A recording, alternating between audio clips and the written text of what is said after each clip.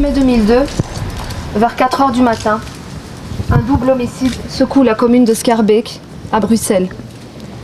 Mes parents, Isnasni Ahmed, 47 ans, et El Haji Habiba, 45 ans, sont assassinés par un individu connu pour son adhésion aux thèses de l'extrême droite et sa proximité avec Johan de Mol, élu du Vlaamse Blok, devenu le Vlaamse Belang.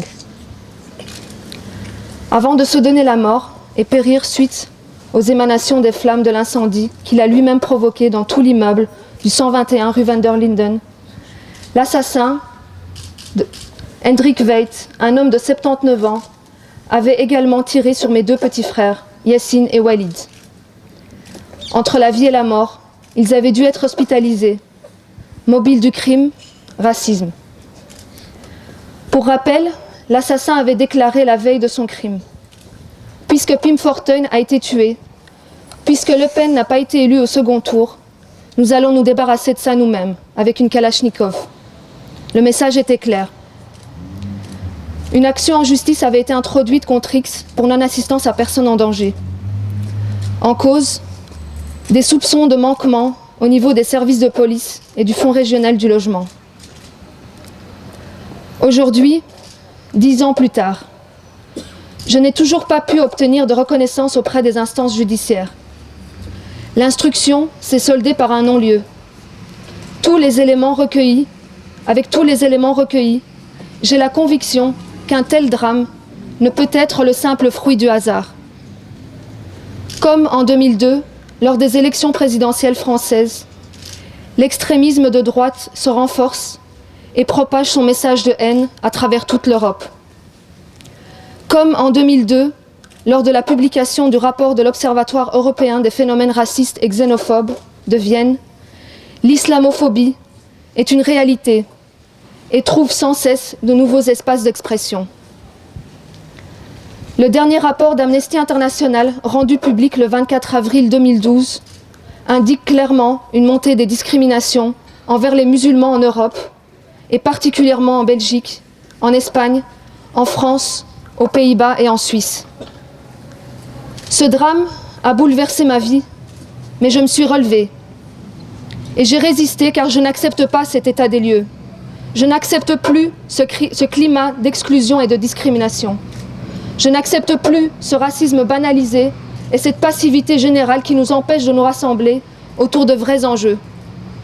Les questions de justice sociale, l'accès à l'enseignement et à l'emploi. Ces questions requièrent la mobilisation de tous, et sans que personne n'en soit exclu.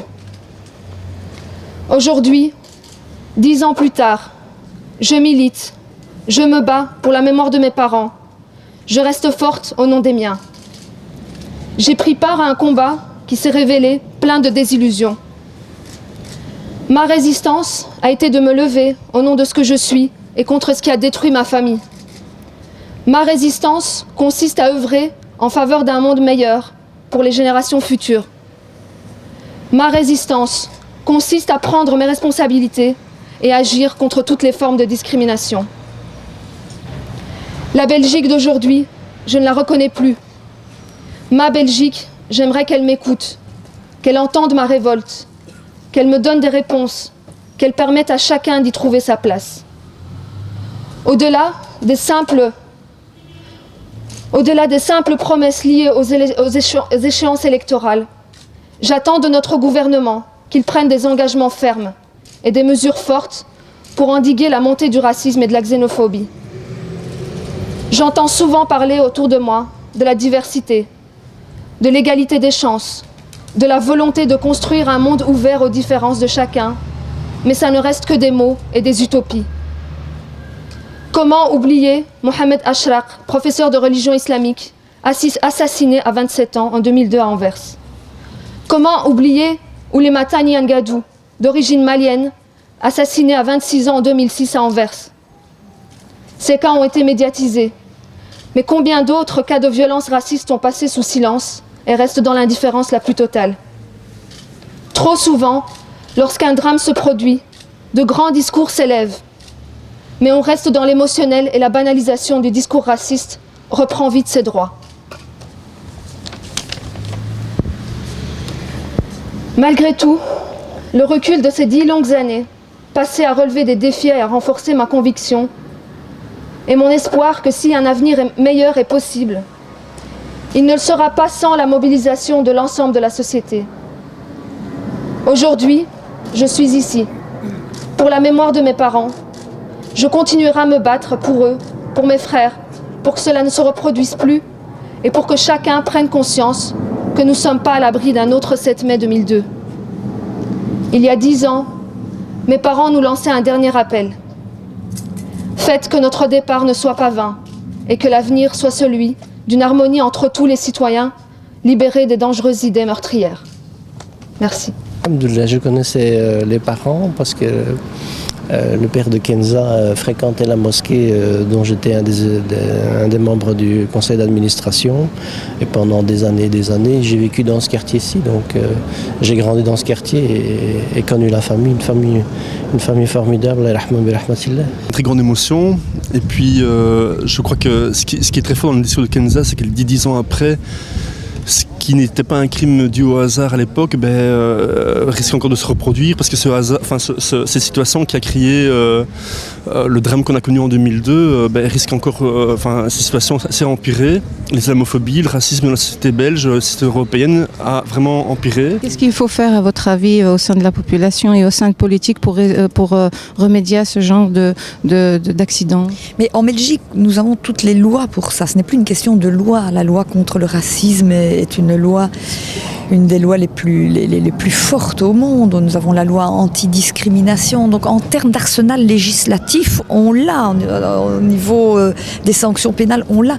Maintenant, il faut que la population puisse ensemble dire que c'est inacceptable. Donc il faut que les discours politiques, mais pas seulement politiques, il faut que les discours des intellectuels, des personnalités importantes au niveau culturel, au niveau social, aient tous dans le même sens. Donc il faut un état d'esprit qui soutienne finalement les lois qui condamnent clairement l'islamophobie. Vous avez entendu le discours de Kenza. Elle dit que les choses n'ont pas changé.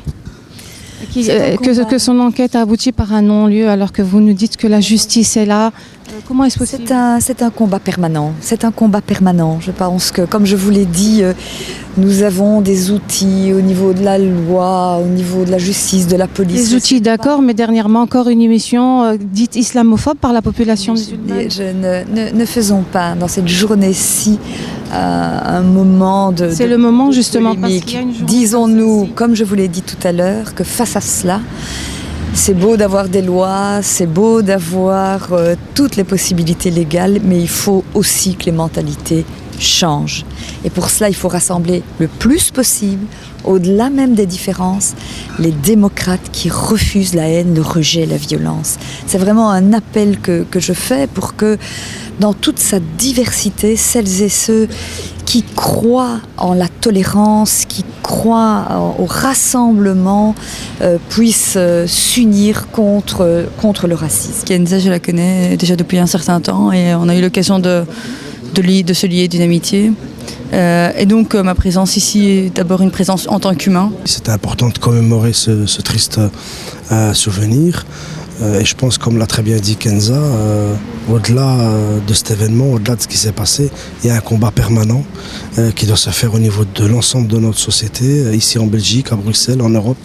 C'est contre le racisme, contre la banalisation du racisme, le rejet de l'autre. Et donc on a beaucoup encore à faire pour le vivre ensemble. Il y a 10 ans, lorsque ce drame est survenu, lorsque Kenza Isnassi a perdu ses parents, j'étais présent. Ça avait choqué l'ensemble des Bruxellois et des Belges, et plus particulièrement les membres de la communauté musulmane à l'époque, parce que il était clairement établi que c'était un crime raciste à connotation islamophobe. Et donc il était important de se rappeler que, surtout en ces périodes d'instabilité, que ça peut se reproduire. On a l'impression que ce drame n'a pas assez sensibilisé les autorités politiques. On voit bien les discours qui sont tenus aussi bien en Belgique qu'en France récemment avec les élections présidentielles, que la communauté musulmane est un argument de campagne électorale et qu'on n'hésite pas à élargir les fossés entre la communauté musulmane et les autres communautés. Et donc à tout moment, on a vu par-ci par-là en Europe, des drames ont ont eu lieu à cause du rejet de l'immigré, à cause du rejet du musulman, à cause du rejet de celui qui est différent. Donc c'est un rappel qu'on n'est pas à l'abri d'un recommencement de ce genre de drame. Il y a 10 ans, les événements qui ont frappé cette famille ont frappé toute la communauté musulmane, tous les Scarbécois, tous les Bruxellois, tous les Belges. Et donc je trouve que commémorer, se rappeler ce triste événement est extrêmement important. Je l'ai toujours dit, c'est un drame qui concerne l'humanité entière et qu'on vienne de n'importe quel horizon, de n'importe quelle ethnie, de n'importe quelle religion. C'est l'humanité qui est touchée ici, c'est pas genre n'importe quelle couleur. On doit se sentir concerné par ce drame. On ne s'attend pas à ce que ça prenne une telle ampleur et que ça soit aussi grave. Mais il y avait, c'est comme je l'ai dit, il y avait un climat qui a favorisé ce type ce drame. On avait interpellé la police, on avait interpellé le fonds du logement qui est le propriétaire. On s'est donné des pieds et des mains pour qu'on puisse se faire entendre et on a vraiment tout fait pour pouvoir alarmer les autorités et il a fallu que le pire se produise pour se dire tiens, il y avait quand même quelque chose de grave qui se passait. C'est pas arrivé comme ça par hasard, il y a eu vraiment tout un contexte et cet homme était dangereux et c'est au moment où on a aménagé en fait dans l'immeuble qu'on s'en est rendu compte et c'était 4 ans de calvaire, 4 ans pour pouvoir se faire entendre et on a vraiment tout fait et puis à un moment donné voilà, il faut que le pire se produise pour qu'on se rende compte qu'il y a quand même quelque chose de grave qui se passait. Il vous agressait ? Bah oui, on en est venu presque, enfin c'était jusqu'aux mains quoi. Il s'en prenait à nous physiquement parfois. Il était armé. On l'avait signalé. Il y avait un signalement même bien avant que cet homme était armé parce qu'il avait menacé les voisins qui étaient là avant. Il y avait eu d'autres familles qui vivaient dans cet immeuble, qui ont dû déménager parce qu'ils n'en pouvaient plus. Et on nous a fait loger dans cet immeuble alors qu'on savait que cet homme était dangereux. Et avec une famille, avec des enfants en bas âge, ça a été vraiment, pour moi, ça a été complètement inconscient quoi, de le faire, de nous faire habiter dans cet immeuble, alors qu'on savait que cet homme était dangereux. Et alors, bon, sans parler de son adhésion aux thèses d'extrême droite, qui sont, c'est des discours haineux qu'on diffuse. Et cet homme était complètement dans cet état d'esprit, dans le rejet de l'étranger, dans le rejet de l'autre. Et il était très actif. J'ai même croisé, j'ai déjà croisé Owen de Mol dans l'immeuble. Donc c'était quelqu'un qui était très actif. Il était même passé dans un reportage de la RTBF au nom de la loi. C'était un reportage sur l'extrême droite et il a intervenu très clairement avec des menaces quoi. Et tout le monde... à l'époque, je me souviens, tout le monde en parlait, tout le monde entendait toutes ces injures, mais il y a une indifférence totale, une banalisation complète de ces mots. Parce que pour moi, c'est ce que je disais, le crime, il commence par des mots. Il ne faut pas attendre voilà, qu'on tue des personnes. Et c'est là qu'à un moment donné, voilà, le forcené a pris une arme et s'est mis à tirer et a dégénéré comme ça de cette manière-là. Et bon, j'ai rappelé un peu le contexte de l'époque. Il y avait donc les élections présidentielles françaises, un contexte d'islamophobie aussi de l'après 11 septembre. Et voilà, c'était très clair. Je veux dire, il y avait des éléments qui devaient attirer l'attention et on devait réagir à ce moment-là. Et c'est vrai qu'aujourd'hui, quand je vois que la justice prononce un non-lieu, ça veut dire quoi ? Que chacun a fait son travail ? Mais il y a eu des morts quoi, dans cette maison. C'est pas n'importe quoi. Et on me dit voilà, que c'est ça que ça veut dire en fait, que finalement chacun a fait son travail.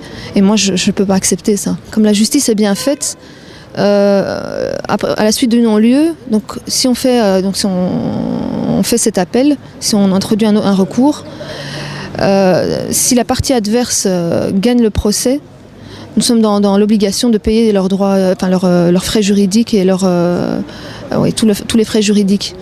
Donc je ne sais pas très bien, bon, à l'époque il y avait la réforme de la justice et donc je ne sais pas très bien comment ça... Au moins on me dit ça.